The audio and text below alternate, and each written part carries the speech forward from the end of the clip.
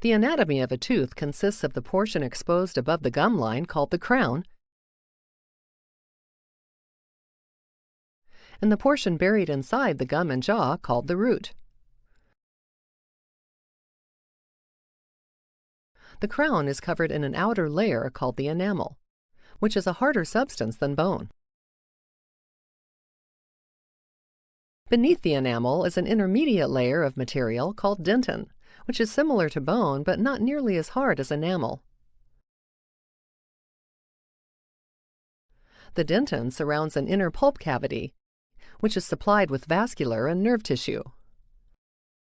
Blood vessels and nerves reach the pulp cavity through a channel called the root canal, as an additional layer of bone-like material called cementum surrounds the tooth.